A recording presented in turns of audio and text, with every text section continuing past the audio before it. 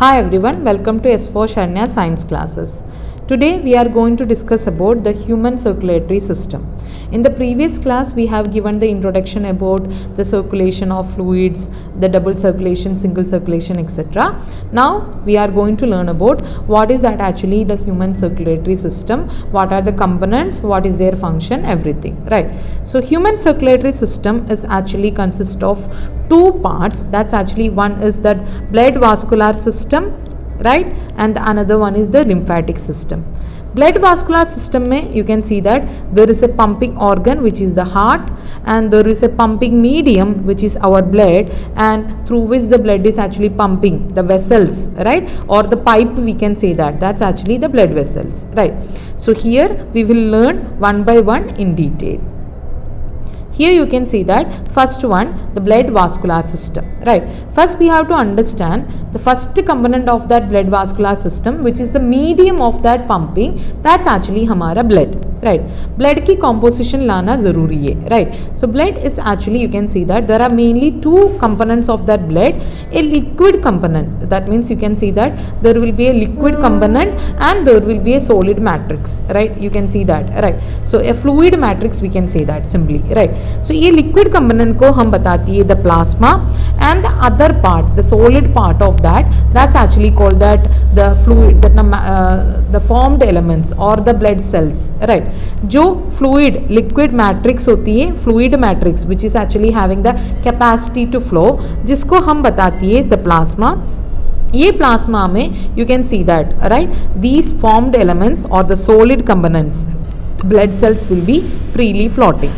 ये प्लाज्मा जो है हमारा ब्लड की 55% कंसिस्टेंस, राइट? ये प्लाज्मा की actually if you are checking that you can see that plasma is nothing but it's a straw और चारा की कलर वाला, slightly alkaline. इसका pH है 7.4. It's not neutral, slightly alkaline fluid matrix है, right? So हमने class 9 में already learn किया है blood is actually the fluid connective tissue है, right? It has actually a liquid component and a solid component. The liquid component जो बोल रही है वो है हमारा plasma, right? So that's actually the fluid type में होती है, और ये प्लाज्मा में you can see that the blood cells are embedded in it, right? So the solid part we are telling that's actually that formed elements और हमारा blood cells जो होती है वो that's consist of the 45%, right? It include red blood cells, white blood cells and platelets, right? So we will have a detailed look. So here you can see that if you are checking the blood and उसको centrifuge कर रही है तो you can see that उसका solid part will be clotted at the under lower side of that, और उसका fluid part जो है that's actually we are telling the serum part which will be floating on that, right, after centrifugation, right? So here you can see that if you are checking the constituents of plasma, you can see that the main constituents of that plasma is 90 to 90% water है, right? So which is actually acting as the solvent, और जिसमें you can see that other elements are actually embedded in it, right? So plasma में you can see that there is plasma proteins present in them like fibrinogen, globulins and albumins. Fibrinogen की main role है, it's actually very helpful in the case of that coagulation और blood clotting में help कर देती है. We will go and learn about that blood clotting everything in detail in this chapter itself, right? So now second type of जो plasma proteins है that's actually globulin which will act as a antibodies, right? So as a defense self defense mechanism की time में antibody production के लिए और उस act as a antibody you can see that that's actually mainly the plasma protein globulin है, right? So next type of plasma protein जो present है which is actually albumin. It's very helpful to regulate the osmotic balance, जो fluid की osmotic pressure और blood pressure की balance, osmotic balance regulate करने में help करने वाली प्लाज्मा प्रोटीन है एल्बुमिन्स. इसके अलावा you can see that there will be glucose, amino acid, lipid, cholesterol जैसा biomolecules will also present in that plasma, and this is very much helpful for the energy production and growth of the organism. इसके अलावा you can see that some inorganic minerals also, ions also like sodium, magnesium, chlorine, bicarbonate and calcium ions which is actually regulating the osmotic balance, right. इसके साथ साथ हमारा transporting gases like carbon dioxide, oxygen, nitrogen etcetera also can be seen in plasma, right. ये plasma जिसमें clotting factor नहीं है, right, so that means actually हमारा fibrinogen clotting factor वगैरह नहीं होती है, then this part is called serum, right. So you can see that आजकल ब्लड बैंक में वगैरह it's actually this blood is actually stored in the form of serum, right. So उसमें से clotting factor को निकाल कर you can keep it for a long time, right. तो plasma से क्लॉटिंग फैक्टर को निकाल दिया, then that fluid is actually called serum. Now the formed elements, that means the solid part of that blood. Plasma के बारे में हमने already discuss किया है. Now we are going to discuss about the solid part of that blood. That's actually the formed elements. इसमें जो mainly आती है the blood cells, right? So here you can see that the RBC red blood cells और उसको ऐसे भी बताती है erythrocytes. The second type of blood cells is white blood cells or leukocytes. The third one platelets or the thrombocytes. These three elements, these three cells मिलकर बनाती है हमारा formed elements, right? So one by one we will go and learn detail. You can see that the first one RBC. RBC otherwise known as erythrocytes, right? The RBC की एक special color होती है, that's actually the red color, that's actually erythro, right? So it's because of the presence of a red pigment, right, which is called hemoglobin, right? So हमारा normal hemoglobin level है वो 12 to 16 gram per 100 ml है. It will vary in male and female, slight difference will be there, but the normal range जो बोल रही है वो 12 to 16 gram है पर 100 ml of blood, right? इसका लाइफ स्पैन सबसे you can see that RBC की लाइफ स्पैन सबसे ज़्यादा होती है, that's actually you can see that 120 days की लाइफ स्पैन होती है, and there will be 5 to 5.5 million per cubic metre, right? Cubic millimetre की दैट ना रेंज में स्क्वायर मीटर में you can see that there will be 5 to 5.5 millions of RBC you can C in the blood और ये formed होती है, these blood cells are actually red bloods RBC are formed in the red bone marrow of that organism, right? हमारे bone की marrow होती है वो red bone marrow में you can see that RBCs are actually forming, right? और if you are checking the structure you can see that it have a biconcave shape, right? और when it will become adult there will be no nucleus, that means the RBC एक बार adult बनने की that mature होने के बाद it will become a nucleator, right? That means it will not have any nucleus. और इसके अलावा there will be no mitochondria and no Golgi complex, right? इसका main function actually oxygen transport है और कभी कभी some amount of carbon dioxide is also transporting. So इसका main function transport है, तो that's why it doesn't have any nucleus, mitochondria or Golgi or any other structure will not be there. Right एक बार 120 days की life span complete हो गया then the RBC will go into the spleen which is known as the graveyard of RBC and they will destroy themselves, right? So the worn out RBCs are destroyed in the spleen which is otherwise known as the graveyard of RBC. The second type of blood cells is actually the WBC, which is known as the leukocytes, or leuko means that white or colorless, you can say that, right? So these are the colorless blood cells, that's actually WBC, white blood cells, right? इसका life span you can see that we already discussed that 120 days की life span होती है RBC की, WBC की life span it's only 1 to 15 days है, इसकी ज़्यादा WBC रहती नहीं है, राइट? और if you are checking the count you can see that WBC की काउंट 6000 to 88,000 पर क्यूबिक mm है, राइट? You can see that, so that's actually उसका काउंट बहुत कम है, राइट? सो हियर ये डब्ल्यूबीसी भी also forming inside the bone marrow and also sometimes you can see that in the lymph glands and also spleen these WBCs are formed, right? So what is the specialty of this WBC? These WBCs all are nucleated. उसके हिसाब से इसका shape भी, nucleus की shape भी change होगा, उसके हिसाब से इसका नेम भी चेंज होती रहती है. So you can see that different structure में डिफरेंट शेप में nucleus will be inside the WBC, right? So so इसका मेन फंक्शन जो होती है, it's actually acting as the soldiers of our body, that means it is having a very important role in our immune system, right? So according to the shape of the nucleus, you can see that the WBC is classified into neutrophil, eosinophil and basophil, and you can see that lymphocytes and monocytes. Actually you can divide whether the granules will be present in them or not. According to that, the WBC is classified into granulocytes and agranulocytes. So here you can see that the granulocytes include neutrophils, or you can see that they are also known as heterophils, eosinophils or acidophils, and basophils or cyanophils, right?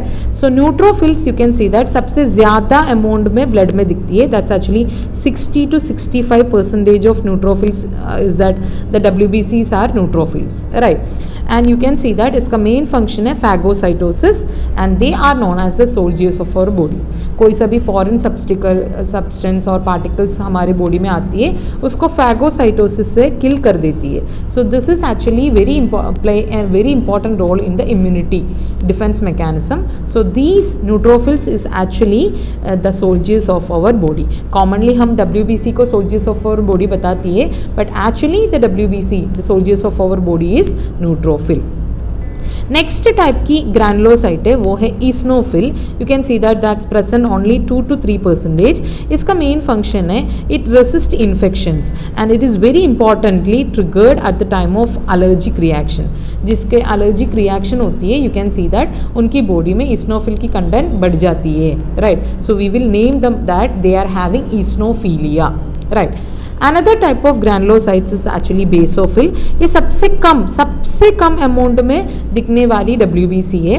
इसका main function है it will secrete histamine, serotonin and heparin जैसे कि some chemicals होती है. वो जब भी कोई सा भी इन्फ्लेमेशन होती है हमारा बॉडी में, you can see that the rashes, red rashes and all, inflammatory reaction की टाइम में जो सेक्रेट करने वाली केमिकल्स है हिस्टामिन, सेरोटोनिन एंड हेपारिन वगैरह, उसी की टाइम में सेक्रेट होती है. So whenever in our body any inflammation is happening, that time you can see that there will be more eosinophil and they will secrete histamine and serotonin and heparin, and उसके हिसाब से हमारे body में rashes और etching जैसा reactions भी produce होती है, right? Now the agranulocytes, right? Agranulocytes में mainly 2 types of agranulocytes are there. One is the monocytes and the other one lymphocytes. Monocytes है हमारा largest WBC, which is you can see that 6 to 8%. इसका main function another that same like neutrophil, it is also involving in phagocytosis. Lymphocytes है next one, which is actually the smallest WBC है, or you can see that the WBC which is having largest nucleus, that's also हमारा lymphocytes है. The lymphocytes again divided into 2 types. One is the B lymphocytes and the other one T lymphocytes. You can see that these lymphocytes are very much important for the secretion of antibodies, right? So they are very much important in the immune response of our body. These are actually responsible for the production of antibodies in our body.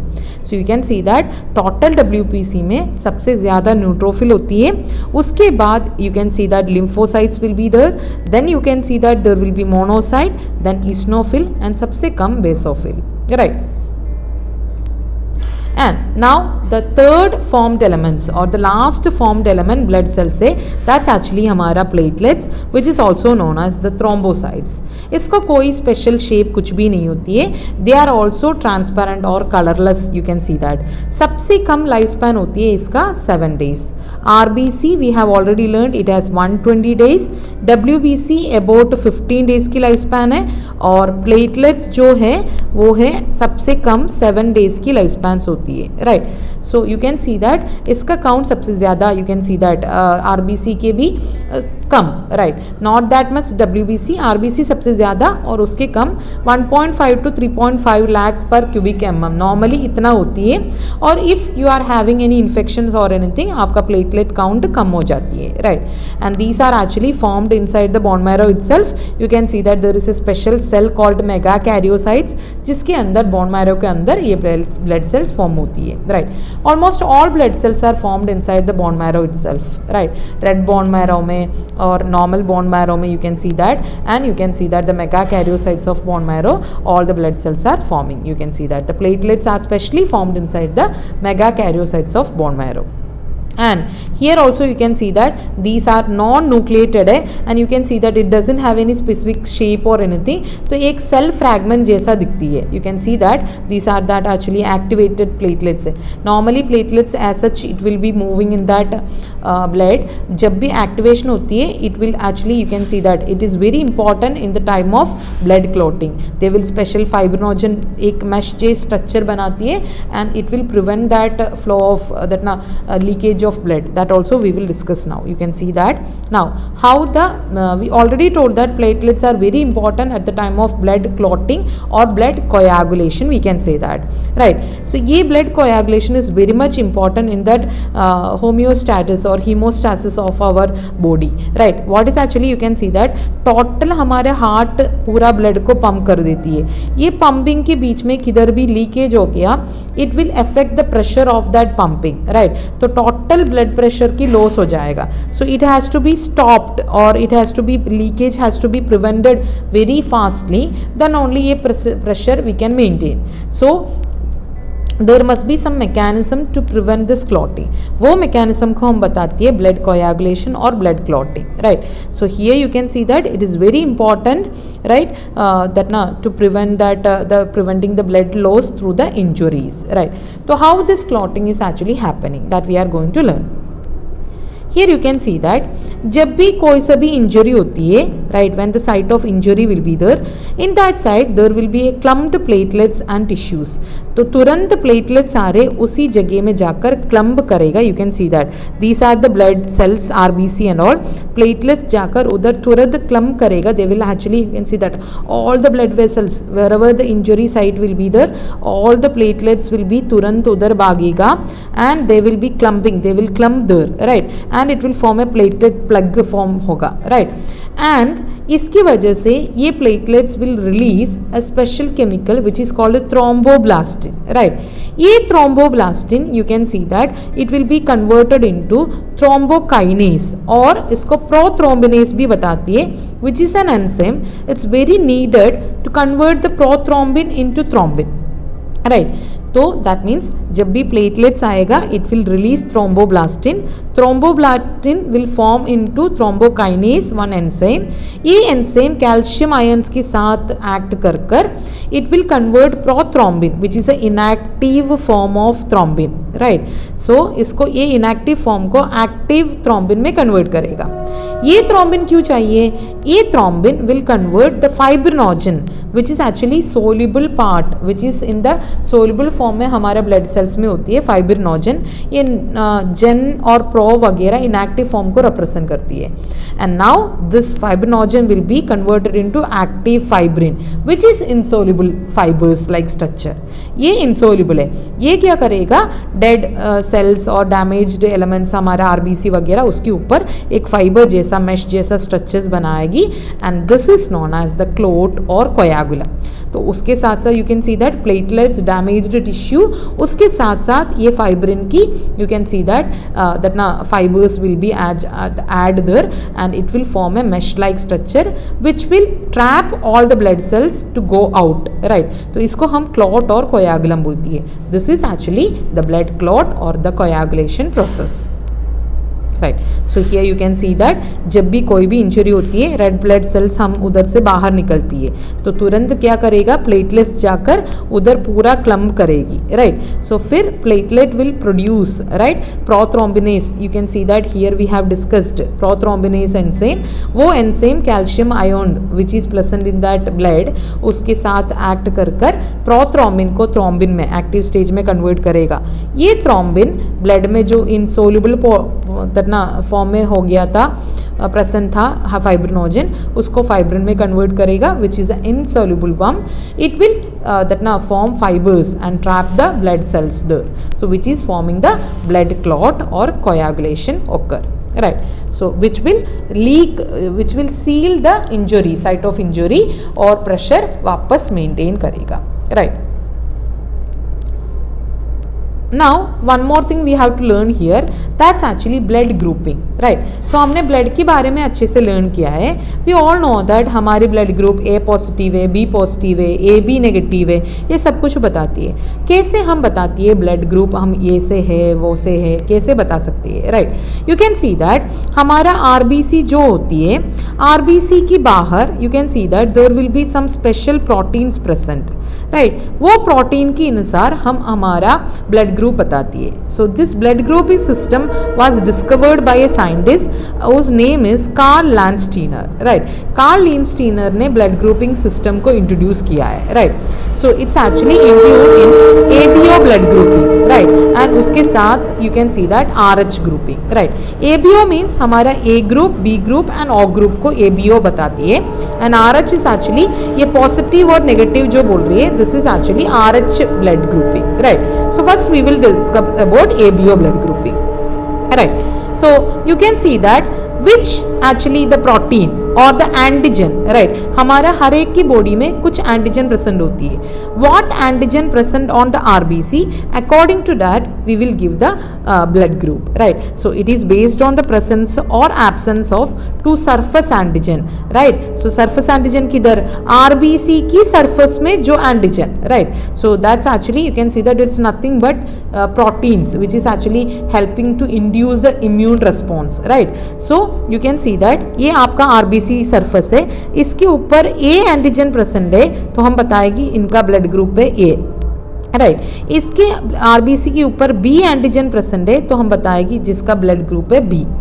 If दोनों present होती है तो हम बताएगी इसका blood group है A B, और कुछ भी प्रेजेंट नहीं होती है तो इसको ब्लड ग्रुप है O, right? So this is actually the surface antigen present on the RBC. Again मैं रिपीट कर रही है, आरबीसी के ऊपर एक ए एंटीजन प्रेजेंट है तो हम बताएगी उसका ब्लड ग्रुप ए है. बी एंटीजन प्रेजेंट है तो हम बताएंगी उसका ब्लड ग्रुप बी है. दोनों प्रेजेंट है तो ए बी, एंड कुछ भी नहीं है तो ओ, राइट? द सेम टाइम में हमारा ब्लड में इसका करस्पॉन्डिंग कुछ एंटीबॉडी भी होती है.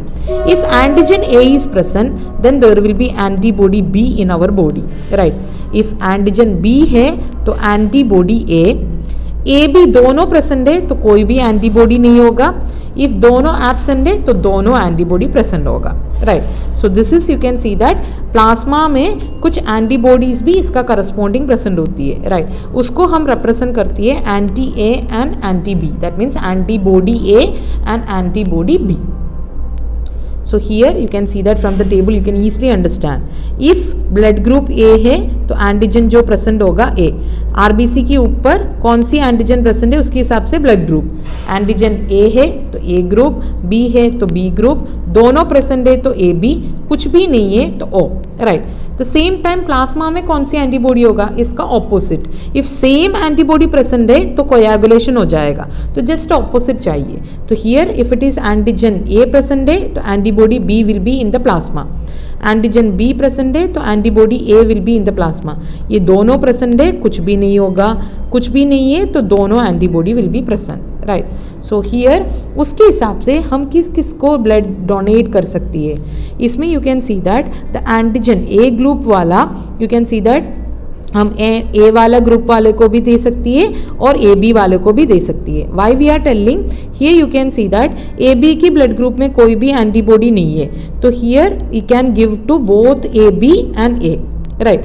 द सेम वे बी वाला blood group it can give to B वाला ब्लड ग्रुप वालों को भी दे सकती है और ए बी वालों को भी दे सकती है, क्योंकि उधर भी कोई एंटीबॉडी नहीं है. इसका ऑपोजिट एंटीबॉडी है तो कोयागुलेशन होगा. तो here you can see that इधर ए वालों को खुद को दे सकते हैं, कोई प्रॉब्लम नहीं है. और उसके अलावा you can see that A B वालों को, क्यों भी इधर भी कोई भी एंटीबॉडी प्रेजेंट नहीं है. द सेम वे बी खुद को दे सकती है और ए बी को दे सकती है. ए बी किसको दे सकती है, ए बी सिर्फ खुद को दे सकती है. बाकी इसमें इफ ए बी ए वालों को दे दिया, उधर बी एंटीबॉडी है तो कोयागुलेशन हो जाएगा. इफ ए बी बी वालों को दे दिया, उसमें एंटीबॉडी ए है तो भी कोयागुलेशन हो जाएगा. तो इस दोनों को नहीं दे सकती, वो सिर्फ खुद को दे सकती है, राइट? व्हाट अबाउट ओ? ओ की स्पेशलिटी है इधर कोई एंटीजन नहीं है बट दोनों एंटीबॉडी प्रेजेंट है, right? So here you can see that it can give to A. इधर कुछ भी नहीं है तो इधर कोयागुलेशन नहीं होगा। ये इसको भी दे सकती है, कोयागुलेशन नहीं होगा, इसको भी दे सकती है, इधर भी कोयागुलेशन नहीं होगा, और खुद को भी दे सकती है। So that means it can give to all one, right. तो इधर किधर भी एंटीजन ही नहीं है, तो एंटीजन नहीं है तो आपका इसी में कोई भी एंटीबॉडी प्रेजेंट है, कोई मतलब नहीं है, इधर कोयागुलेशन नहीं होगा। So the O will act as universal donor, right. तो ये यू कैन सी दैट सभी को दे सकती है, right. What about accepting, you can see that अभी ये you can see that A group किस में से ब्लड रिसीव कर सकती है, ये यू कैन सी दैट जिसको एंटीबॉडी नहीं खुद से रिसीव कर सकती है। उसके अलावा यू कैन सी दैट जिसमें you can see that anti A and anti B is, right. So here you can see that it can receive from that also, there will be also no problem, right. So इसमें से receive कर सकती है, ए से खुद से और O से। The same way you can see that B खुद से रिसीव कर सकती है, और ऐसे same way you can see that it can receive from O also, क्योंकि उसमें कोई सा भी, इधर एंटीबॉडी ये है तो इसमें इधर कुछ नहीं है तो इसमें से रिसीव कर सकती है। बी की केस में भी वो खुद से रिसीव कर सकती है, और इधर कोई सा भी एंटीजन नहीं है तो इसलिए उसमें से भी रिसीव कर सकती है। व्हाट अबाउट ए बी के पास कोई सा भी एंटीबॉडी नहीं है, right. So it can receive from A से भी रिसीव कर सकते हैं आराम से, बी से भी रिसीव कर सकते हैं, ए बी से भी कर सकते हैं, और ओ से भी रिसीव कर सकती है। क्योंकि इधर कोई भी एंटीबॉडी नहीं है तो इसलिए कोई सा भी ब्लड ग्रुप से it can take the blood, right. So this is actually the universal acceptor A B group, right. And what about oxygen, so O group की स्पेशलिटी क्या है, इसके पास ए एंटीबॉडी भी है, बी एंटीबॉडी भी है, तो इसलिए ये किसी और से रिसीव नहीं कर सकती, सिर्फ खुद से रिसीव कर सकती है। सो O can only receive from O, right. So here you can see that this is the blood grouping, उसमें से you can see that the universal donor will be हमारा O group and universal acceptor will be the AB group, right. Now we are going to discuss about that positive. You can see that if antigen A react with antibody A, उसके बाद blood कोयागुलेशन होगा।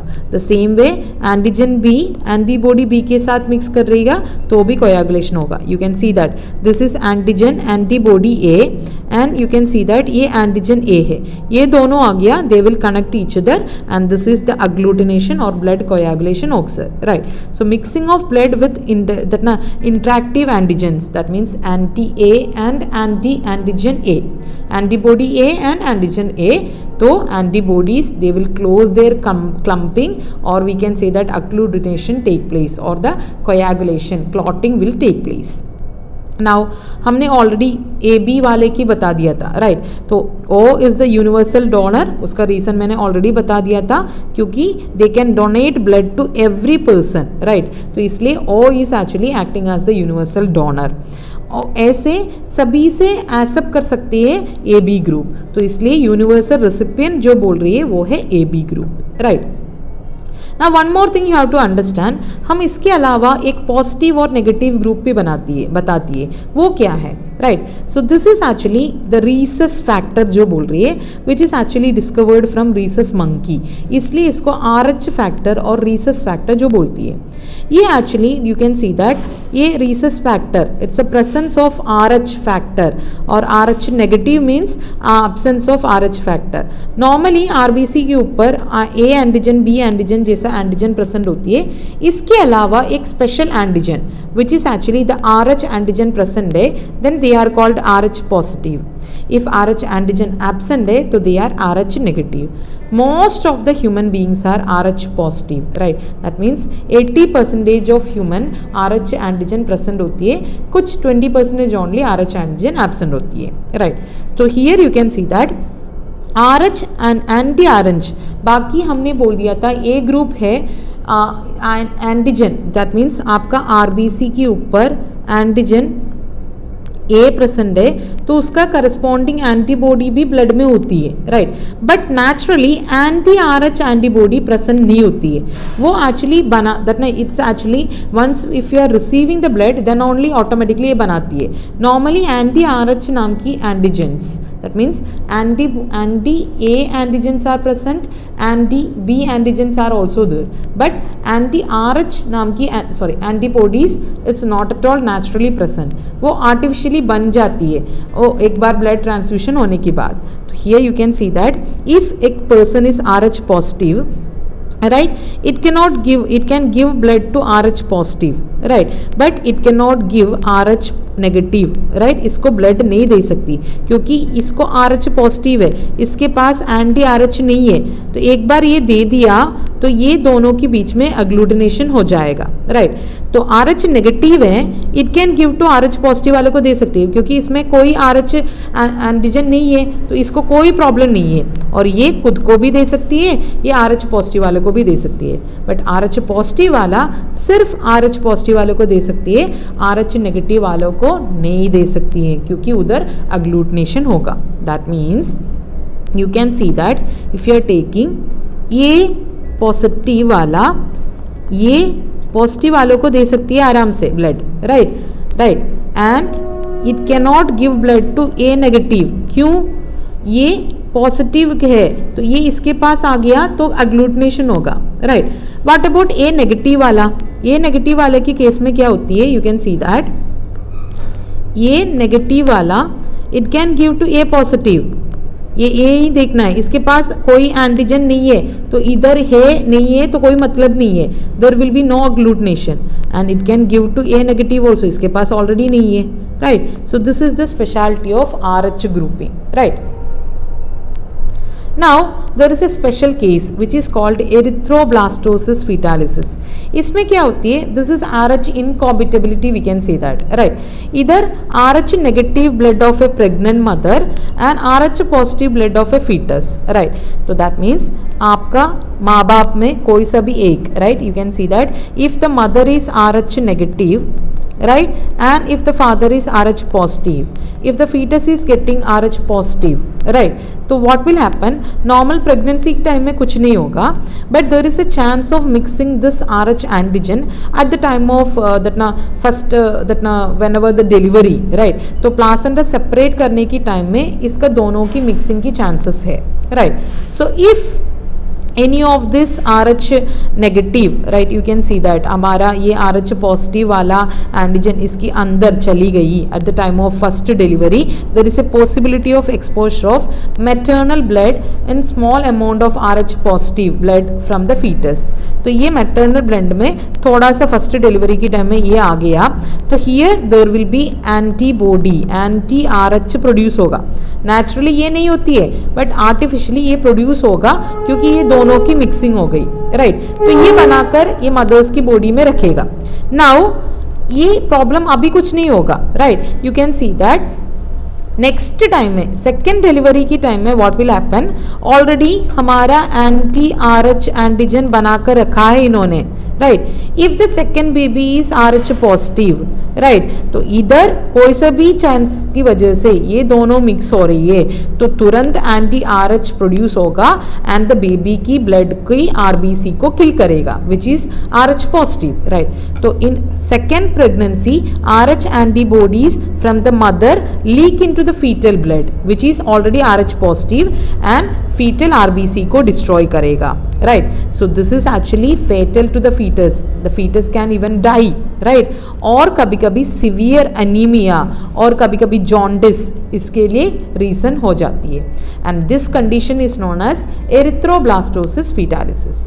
तो क्या होती है? You can see that पहले case में you can see that first case में mother is RH positive, sorry हमारा mother is RH negative. You can see here mother RH negative है, राइट. फादर RH पॉजिटिव है तो baby RH positive होने की chances बहुत ज़्यादा है, right. What will happen? Normal time में pregnant there is no intermixing, right. तो डिलीवरी की टाइम में फर्स्ट डिलीवरी की टाइम में कोई सा भी वजह से ये RH पॉजिटिव एंटीजन मदर्स की थोड़ा सा ब्लड, ये फीटस की ब्लड मदर्स की RH नेगेटिव से मिक्स हो गया, तुरंत what will happen? Anti RH produce होगा मदर्स की बॉडी में, राइट. तो ये बनाकर ऑलरेडी रखेगी, तो memory cells will remember this. Now second pregnancy की टाइम में if the baby again RH positive आ रही है, ये तो ऑलरेडी तुरंत बनाकर रखा है, तो गलती से इनका मिक्सिंग हो रही है, तो this will kill the RBC of that fetus, जिसकी वजह से बेबी ही मर जाती है और बेबी को जॉन्टिस और very severe, you can see that here, you can see that the पीलिया, है ना. सो पीलिया और कभी कभी सिवियर अनीमिया भी हो सकती है. इसी कंडीशन को हम बताते हैं erythroblastosis fetalis. But nowadays it can be easily prevented if we already, इसलिए प्रेगनेंसी की टाइम में हस्बैंड एंड वाइफ की ब्लड ग्रुप पहले से पूछती है, राइट. तो if we understand that both are RH negative and RH positive है, तो फर्स्ट डिलीवरी की बाद ही the mother will be administered, right. So फिर दैट ना administered with anti RH antibodies, that means anti RH antibody को पहले से ही देती है, तो तुरंत उसका एक्शन फिनिश हो जाती है, तो second baby will be that ना safe from this attack of that anti RH. तो दैट मीन्स पहले से उसको एंटी RH एंटीबॉडीज की एडमिनिस्ट्रेशन करती है, तो तुरंत इसका एक्शन दैट ना उधर ही डिस्ट्रॉय कर देती है, तो इसलिए सेकेंड चाइल्ड बच जाती है इसी प्रॉब्लम से, right. So you can see that the second child will be safe from this problem, right. I hope you understand this video properly. Thank you, thanks for watching.